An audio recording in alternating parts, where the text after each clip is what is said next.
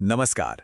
अगर ऐसा लगता है कि ध्यान लगाना मुश्किल हो गया है और ज़रूरी काम बस टलते ही जा रहे हैं, तो आज हम इसी बारे में बात करेंगे।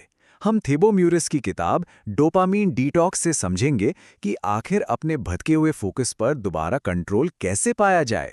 कभी सोचा है कि ऐसा क्यों होता है कि मतलब मोटिवेशन जैसे कहीं खो गया हो और पढ़ाई या काम पर बैठना एक जंग लड़ने जैसा लगता हो? अगर हाँ, तो आप अकेले नहीं हैं। आज हम यही समझेंगे कि हमारे दिमाग के साथ आखिर ऐसा हो क्या रहा है और इस मुश्किल की जड़ कहाँ है। देखिए, हमारी इस परेशानी का सबसे बड़ा कारण है एक ऐसा खतरा जो दिखता नहीं है, ओवर स्टिमुलेशन। इसका सीधा सा मतलब है कि हमारे दिमाग पर हर सेकंड इन्फॉर्मेशन की, नोटिफिकेशंस की और एंटरटेनमेंट की जैसे बौछार हो रही है। ये इतनी ज़्यादा है कि दिमाग को शांत होकर एक चीज़ पर टिकने का मौका ही नहीं मिल पा रहा। चलिए इसे रोहित की कहानी से समझते हैं। रोहित एक स्टूडेंट है। उसने सुबह 9 बजे पक्का इरादा किया कि आज तो पढ़ना ही है। लेकिन सिर्फ 5 मिनट बाद फोन पर एक नोटिफिकेशन आता है और फिर घंटों के लिए वो एक डिजिटल जाल में फंस जाता है। इंस्टाग्राम, फिर यूट्यूब, फिर नेटफ्लिक्स। दोपहर के 1 बजते बजते उसे बुरा तो बहुत लग रहा है, पर फोकस वो तो कब का गायब हो चुका है। और ये कहानी सिर्फ रोहित की नहीं है, हम में से बहुतों की है ना? अब यहां बात सिर्फ विल पावर या इच्छा शक्ति की कमी की नहीं है। असल में हमारा दिमाग ना आसान और तुरंत मिलने वाले मजे का आदी हो गया है। सोशल मीडिया पर एक लाइक, एक मजेदार रील, ये वो छोटे छोटे इनाम हैं जो दिमाग को अपनी तरफ खींचते हैं। और इनके सामने पढ़ाई जैसा मेहनत वाला काम और भी ज्यादा मुश्किल लगने लगता है।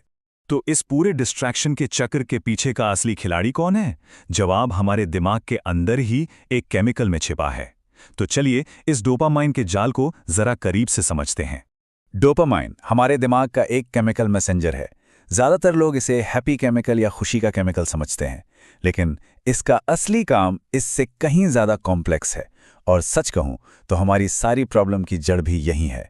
और यही है सबसे बड़ी गलतफहमी जिसे हमें दूर करना है। डोपामाइन आपको खुशी मिलने पर नहीं, बल्कि खुशी मिलने की उम्मीद में रिलीज होता है।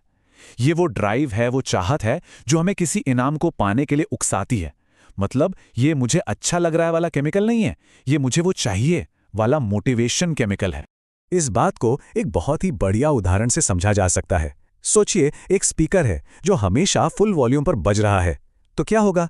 धीरे धीरे आपको धीमी और शांत आवाजें सुनाई देना ही बंद हो जाएंगी, है ना? ठीक ऐसा ही हमारे दिमाग के साथ होता है।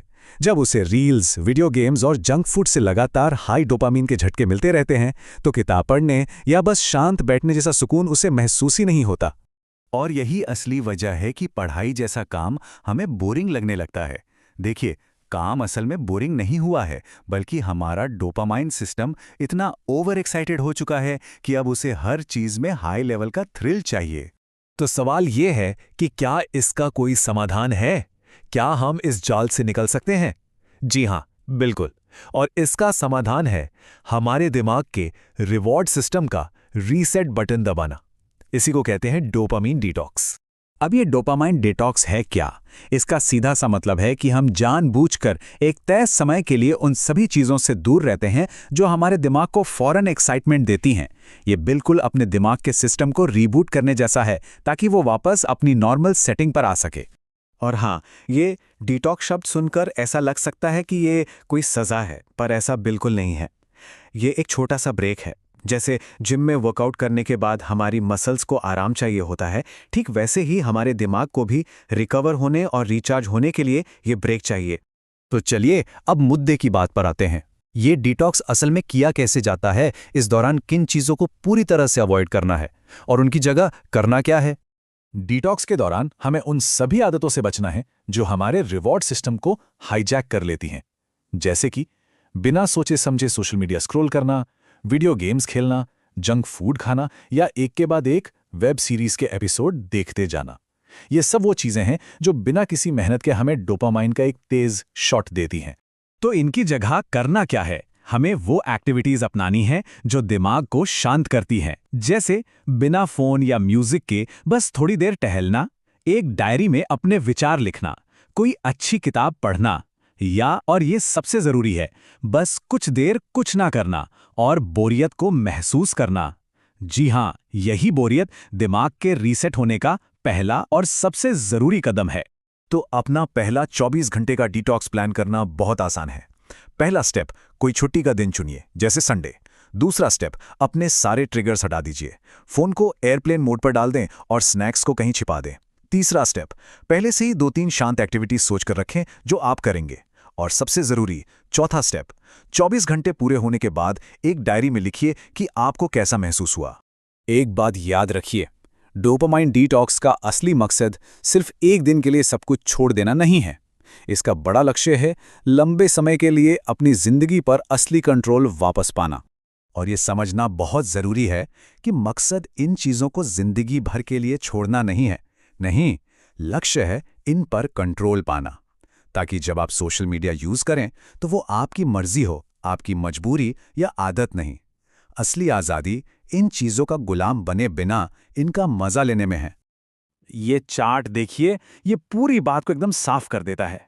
जो तुरंत मिलने वाला मजा है वो एक तेज उछाल तो देता है, पर उतनी ही तेजी से नीचे भी गिर जाता है।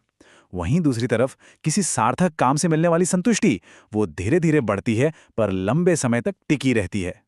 जैसा कि किताब में कहा गया है, असली संतुष्टि नेटफ्लिक्स को लगातार देखने में नहीं है, बल्कि उस काम को पूरा करने में है जो आपने अपने लिए तय किया था। यही वो एहसास है जिसे हम अक्सर सस्ते और आसान डोपामाइन की तलाश में खो देते हैं। तो डोपामाइन डिटॉक्स हमें बस ये समझने का एक मौका देता है कि असली संतुष्टि आखिर है कहाँ। तो अब सवाल ये नहीं है कि डोपामाइन अच्छा है या बुरा, सवाल ये है कि हम उसे किस दिशा में ले जाना चाहते हैं, पल भर में मिलने वाले इंस्टेंट प्लेजर की तरफ या फिर लंबे समय तक टिकने वाली सार्थक संतुष्टि की तरफ। और अच्छी बात यह है कि ये चुनाव हर रोज, हर पल हमारे ही हाथ में है।